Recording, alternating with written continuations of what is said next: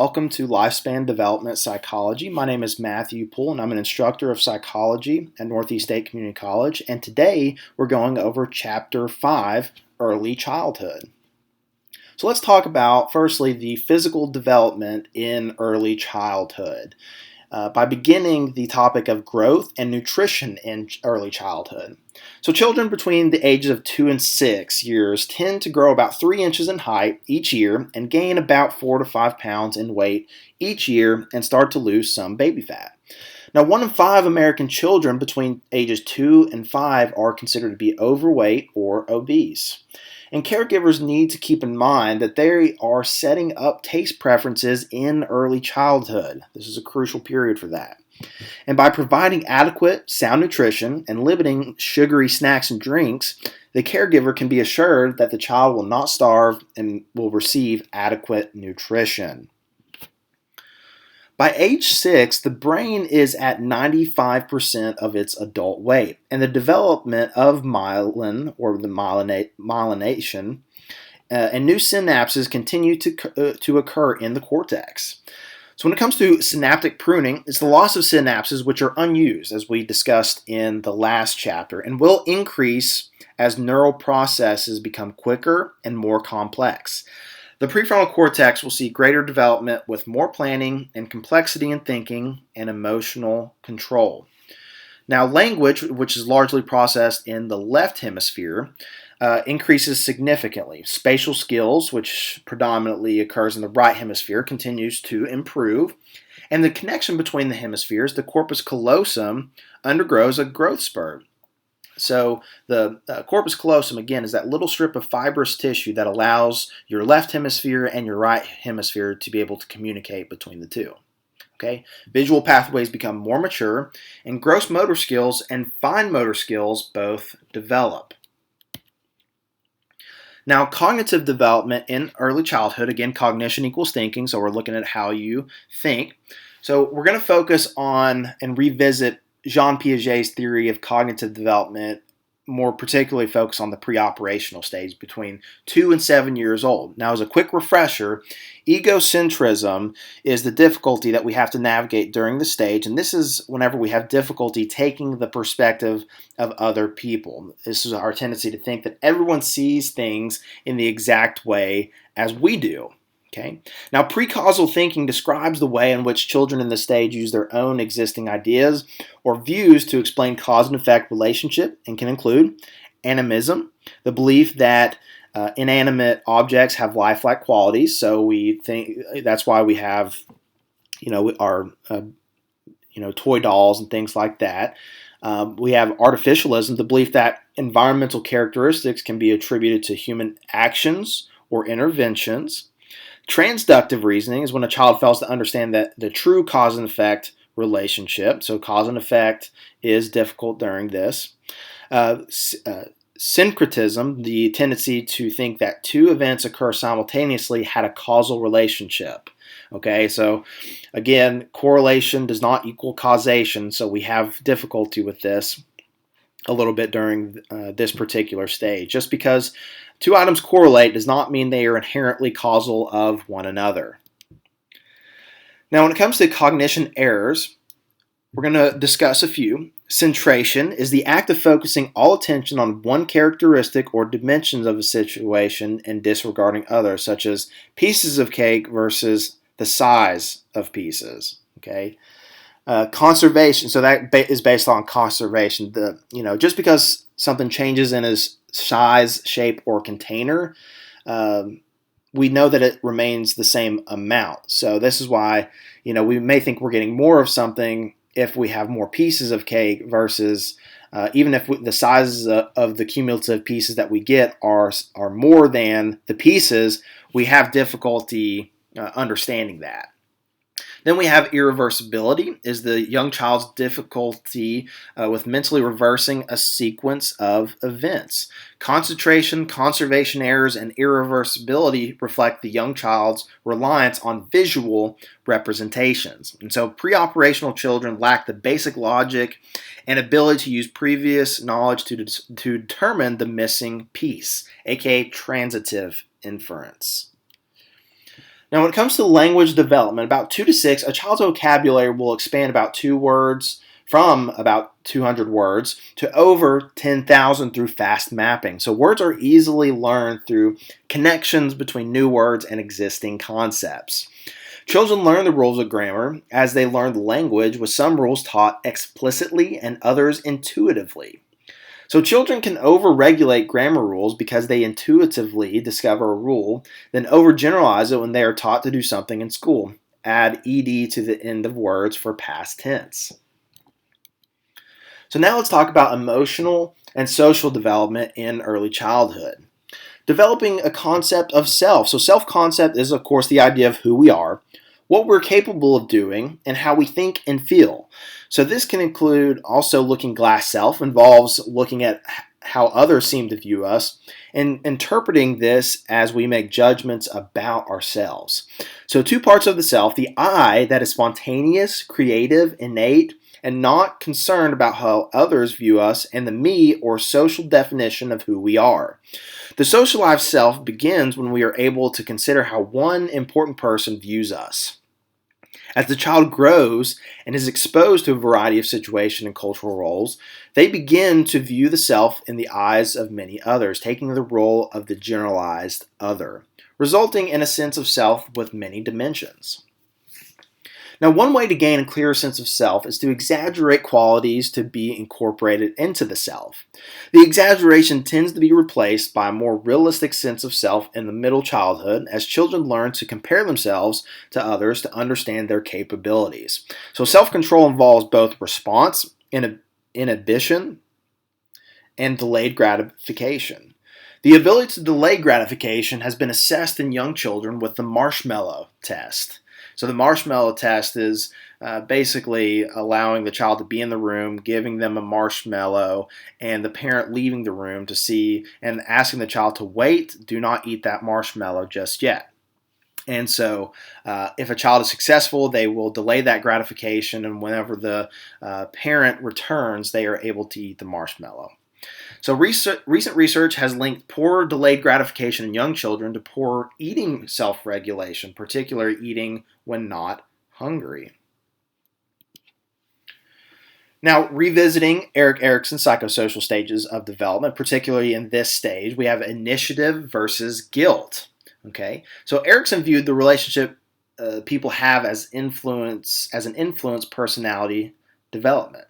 So initiative versus guilt will begin at age 3 and builds upon the previous trust and autonomy in the previous stage into a desire to take initiative or think of ideas and initiate action. So again, those first 2 stages, if we're successful, from 0 to 1, we develop a sense of trust in the world. Then we move to stage 2, which is autonomy versus shame and doubt.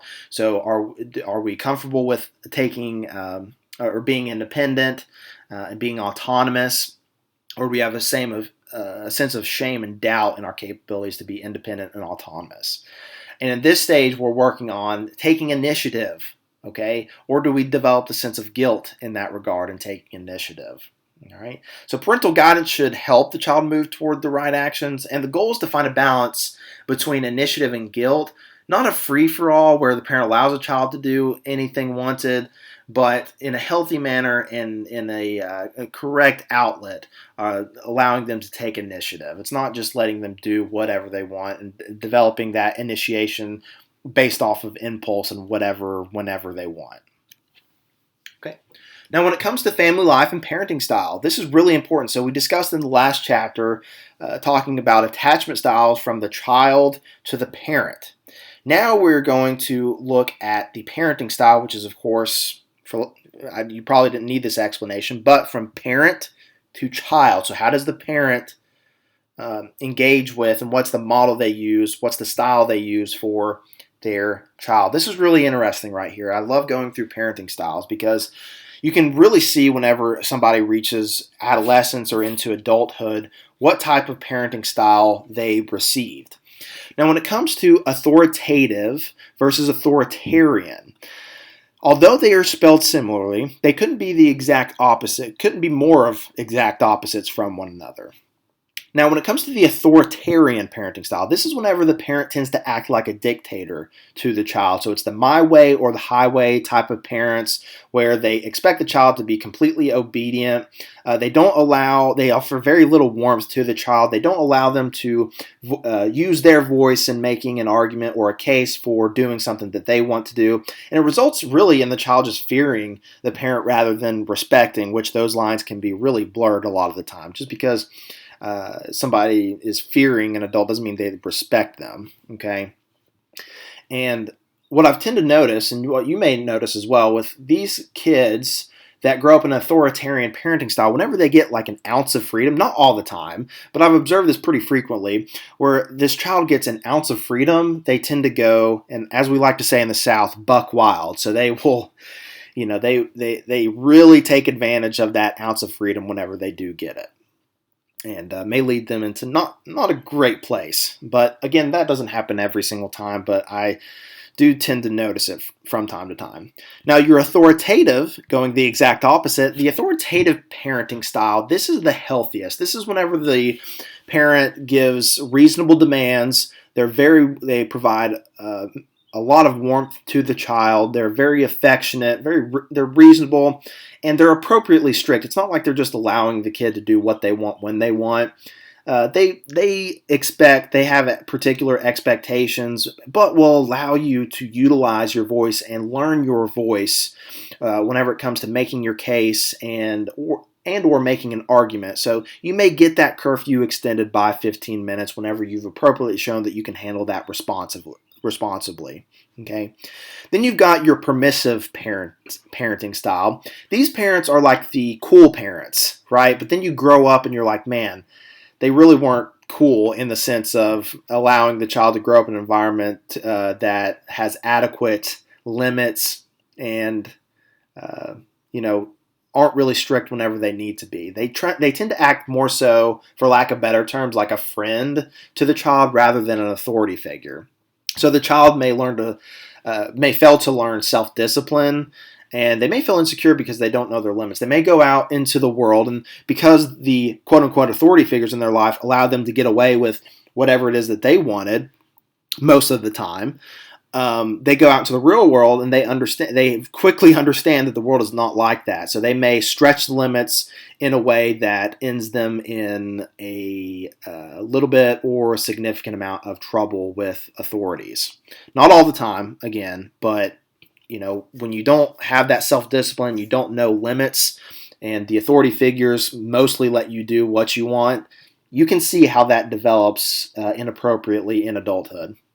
Then you've got your uninvolved parenting style. If these parents if they are within the house, it's almost as good as if they weren't even there to begin with, because they're really disengaged from their child and they make, zero demands, next to no demands, and are just really not responsive to the child. No warmth, no, instruction, no limits. That sounds like it relates to permissive parenting style, but at least the permissive is kind of there for the child in the sense of, even though it's not an authority-based relationship, it's a friend-based relationship, and that's something rather than nothing. I'm not saying better than nothing, but it's something rather than nothing comparatively to the uninvolved parents. Okay, so family life and parenting style continued. So let's identify and make a name. Let's use these parenting styles and place a name to them, because this may help stick with you a little bit more. So a martyr is a parent who will do anything for the child, and that may later be used to gain compliance from the child. A pal is the permissive parent who wants to be the child's friend and sets few limitations. That sound familiar? Like we just mentioned in the last slide. The police officer / drill sergeant is similar to the authoritarian or the dictatorship parent, with a primary focus on obedience and may find it difficult to let the child learn and grow. The teacher counselor parent, they pay a lot of attention to expert advice on parenting, but at the same time they almost seek to rear like a perfect child, which we are not perfect. Humans are not perfect by any stretch of the imagination. But I can see where these teacher, counselor parents, they kind of overdo it, and they want to make like this perfect child or perfect human, which is just unrealistic. Okay, and the athletic coach style of parent, they help the child understand what needs to happen in certain situations and provide guidance. Now, the impact of class and culture is closely related to parenting style.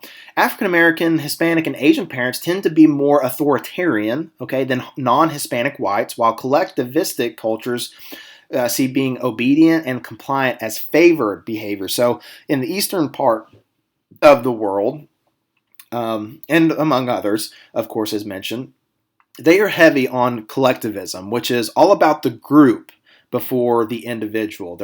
They're concerned about the group's benefit rather than the individual self. And so these cultures tend to be more dictatorship-like in the sense of valuing obedience and compliancy rather than anything else. And they see that as favored. Now, working class parents are more likely than middle class parents to focus on obedience and honesty.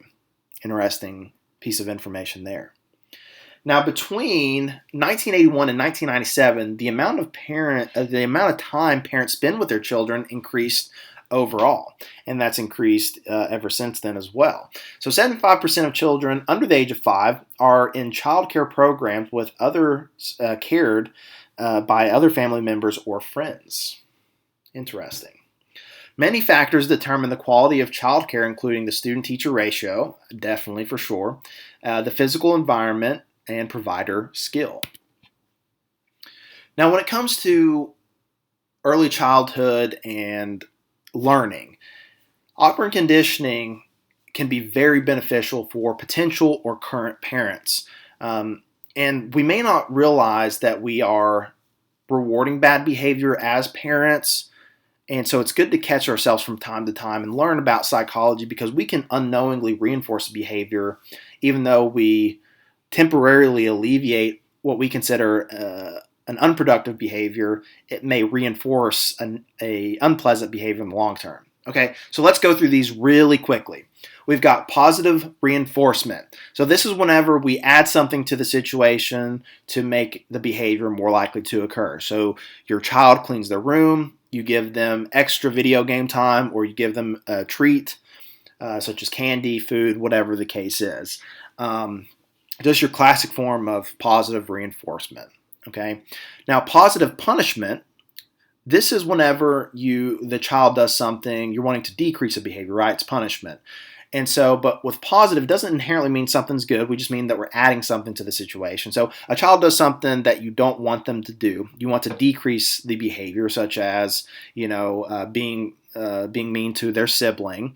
And so what you may do as a result is you add something to the situation, such as spanking. So you spank a child to make that behavior of arguing or being mean to their sibling less likely to occur. Now, negative reinforcement, this is something to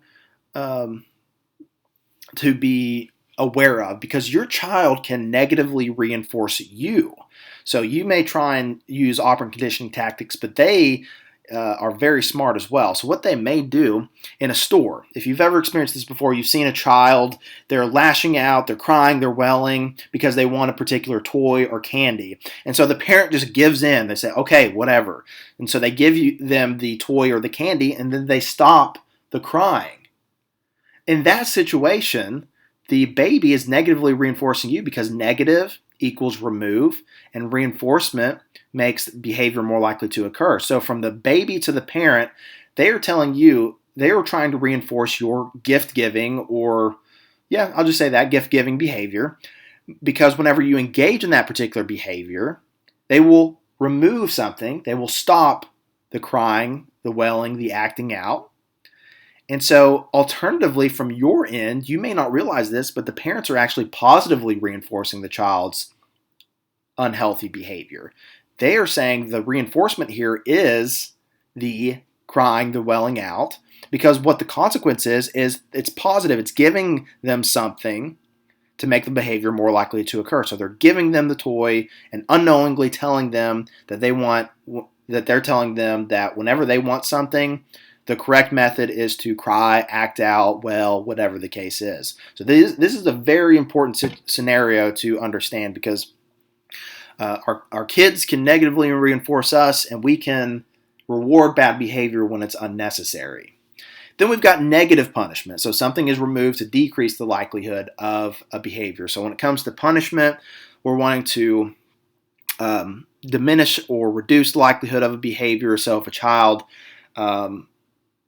acts inappropriately in public, what the consequence may be is whenever you get home, you're going to take away something. Either take away a toy, put them in timeout, so take away their time when they could be doing something that they want to do. So removing something from the situation to make that behavior less likely to occur.